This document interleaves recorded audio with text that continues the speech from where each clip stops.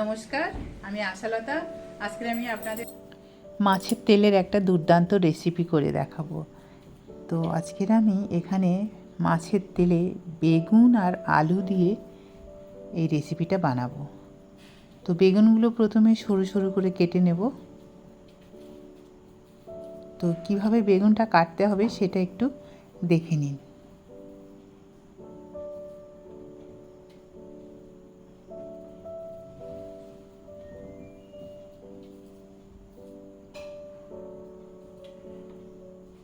তো এইভাবে সরু সরু করে আমি কেটে নিয়েছি বেগুনগুলো।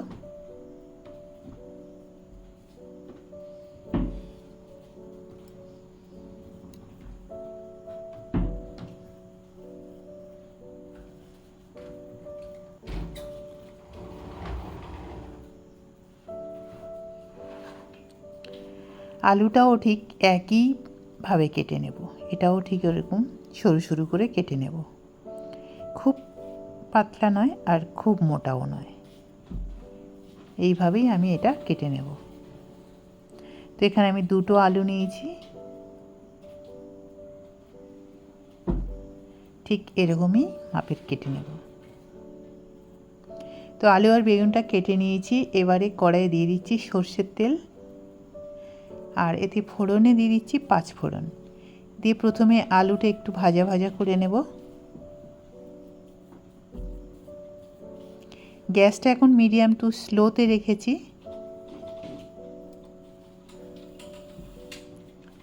আর দিয়ে দিচ্ছি রসুন। এখানে আমি রসুন 8-10 কোয়া নিয়েছি, এটা থেতে নিয়েছি।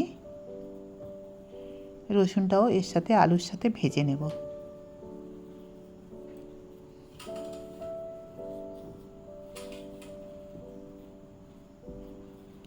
আর দিয়ে দিচ্ছি এখানে পেঁয়াজ। পেঁয়াজটাও লম্বা লম্বা করে কেটে নিয়েছি। আলুর সাথে পেঁয়াজটাও ভাজা হয়ে যাবে।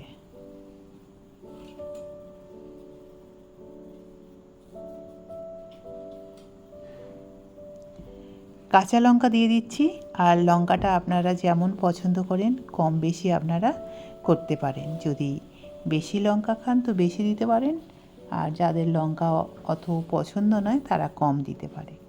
আর দিয়ে দিচ্ছি হলুদ পাউডার, আর ধনে পাউডার দিয়ে দিয়েছি, আর কাশ্মীরি চিলি পাউডার, আর স্বাদ মতো নুন দিয়ে ভালো করে আবার কষতে থাকবো।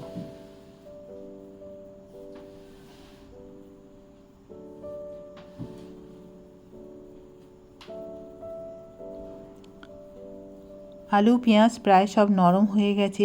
এবারে দিয়ে দেবো এখানে মাছের তেল। মাছের তেলটা খুব ভালো করে আমি ধুয়ে রেখে দিয়েছি, আর এটা কাতলা মাছের তেল, একদম টাটকা তেল। এটা দিয়ে দিলাম তেলটা। এই এখন গ্যাসটা স্লো করে আমি এইটা ভাজতে থাকবো ঢাকা দিয়ে দিয়ে, তাহলে তেলটাও খুব তাড়াতাড়ি ঘেটে যাবে। আর এই তেলেই আলুটা খুব সুন্দর ভাজা হবে।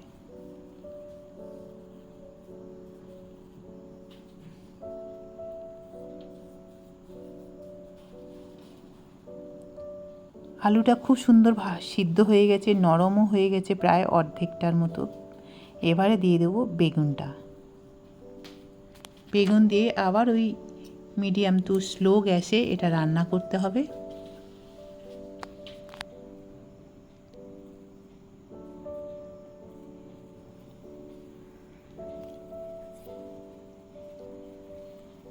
বেগুনটা যতক্ষণ না ভাজা ভাজা হচ্ছে ততক্ষণ এই রান্নাটা করতে হবে।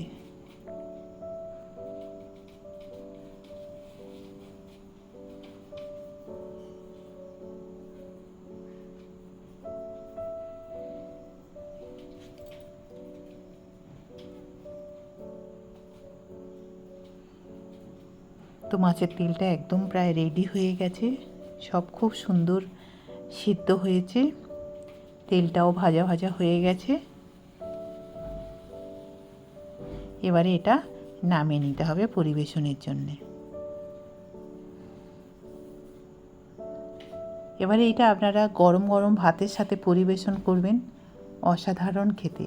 একবার আপনারা বাড়িতে এই রেসিপিটা বানিয়ে দেখবেন, আর কেমন লেগেছে এই রেসিপিটা আপনাদের, আপনারা অবশ্যই কমেন্ট করে জানাবেন।